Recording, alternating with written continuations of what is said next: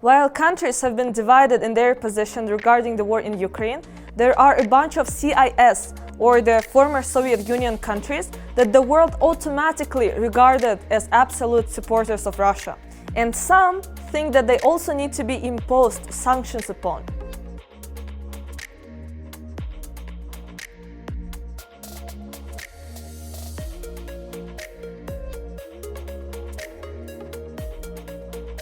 But how reasonable and informed such a decision would be? Hi, I am Ayday from the Baştan Başta civil movement, and in this video we will reflect on our position regarding the war in Ukraine and introduce you to the basics of Central Asian dependency on Russia and how things really work here. Kyrgyzstan, Kazakhstan, Belarus, Armenia, Tajikistan and Russia are all part of the Collective Security Treaty Organization, CSTO. It was created by Russia as a sort of response to NATO and has similar goals. Key Article 4 of the treaty states, if one of the state's parties is subjected to aggression by any state or group of states, then this will be considered as aggression against all states parties to this treaty. In the event of an act of aggression against any of the participating states, all other participating states will provide them with necessary assistance, including military, and will also provide support at their disposal in exercising the right to collective defense in accordance with Article 51 of the UN Charter. For example, in January this year, protests erupted in Kazakhstan. As they took more violent turns, President Kassym-Jomart Tokayev requested troops from CSTO to overcome terrorist threat. Peacekeepers arrived from all of the CSTO member states. Second, Kyrgyzstan's official position regarding the war in Ukraine can be tracked through multiple statements following. On the 22nd of February, when the conflict started escalating, Sadyr Japarov, the president of Kyrgyzstan, made a statement, stressing the need to comply with the Minsk agreements to resolve the situation by peaceful, diplomatic means at the negotiation table, in order to avoid human losses. Perhaps it was forced measure to protect the civilian population of the Donbass, where a large number of Russian citizens live. I want to note that the recognition of this or that state is the sovereign right of any country, he said. On the 25th of February, Akılbek Japarov, chairman of the Cabinet of Ministers, met with Mikhail Mishustin, Russian Prime Minister. According to the note verbatim posted by Russian government, he said that Kyrgyzstan and Russia were together and will stay together. On the 26th of February, Japarov and Putin had a call. Kremlin's press office reported that Japarov supported Russia. However, there was no such statements confirmed by Bishkek. Japarov's press secretary commented, "We welcome the settlement of the current situation, including through negotiations, in order to prevent further casualties and destruction." And this contradicts to what Kremlin has stated. Kyrgyzstan's foreign ministry abstained from voting in the UN resolution condemning Russia. It also stated that the Kyrgyz people have historical relations with the Russians as well as with the Ukrainian people. We stand for the peaceful resolution of the conflict exclusively by political, diplomatic methods within the framework of the generally recognized principles and norms of international law.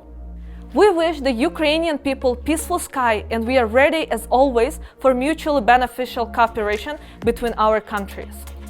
On the 5th of March, our Minister for Foreign Affairs, during the meeting with Russian Minister for Foreign Affairs, stated that we proceed from the premise that any conflict must be resolved exclusively in political and diplomatic way. Moreover, he expressed readiness, if necessary, to provide a platform and the necessary assistance in order to establish peace and mutual understanding.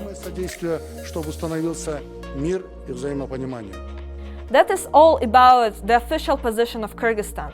And these statements were really hard to make, mainly because of the country's dependency on migrants working in Russia. Officials cannot go against Kremlin openly.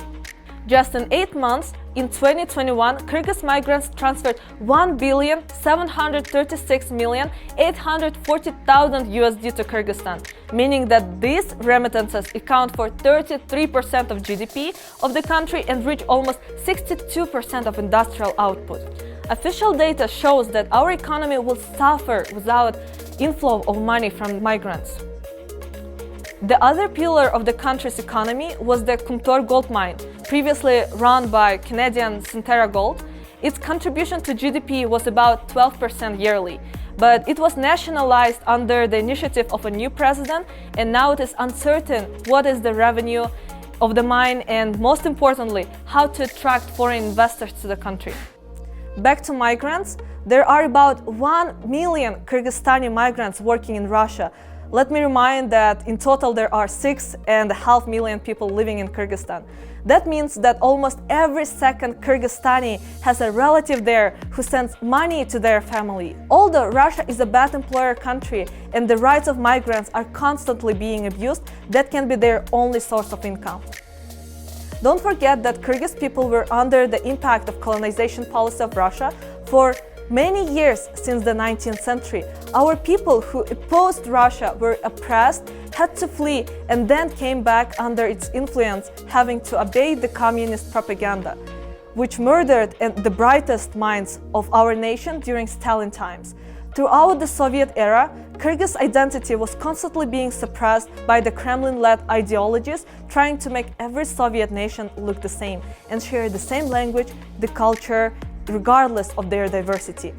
We managed to save our language, land, and culture, but it is hard to forget the history. And if you think that the independent media are only centered in Russia, you have to hit the news.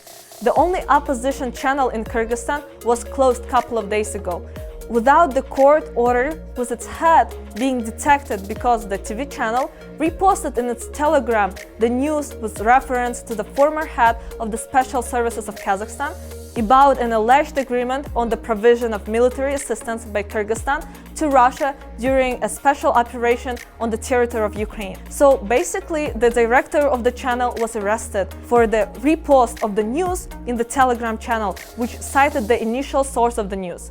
And as a result, the whole broadcasting was suspended. Yes, because of the reposted news on the social media of the channel. So probably those who want to impose sanctions might not have enough knowledge about the political context of Central Asian countries, which is important to consider. Summing up, the country supports peace and resolution of the problem at the negotiation table.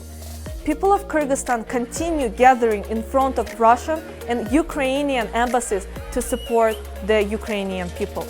We have started to collect humanitarian aid for Ukraine.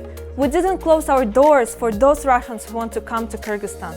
Hope this clears up an image about opinions and official position of Kyrgyzstan regarding the war in Ukraine. Follow us to stay updated on what is going on in Kyrgyzstan. Peace to all.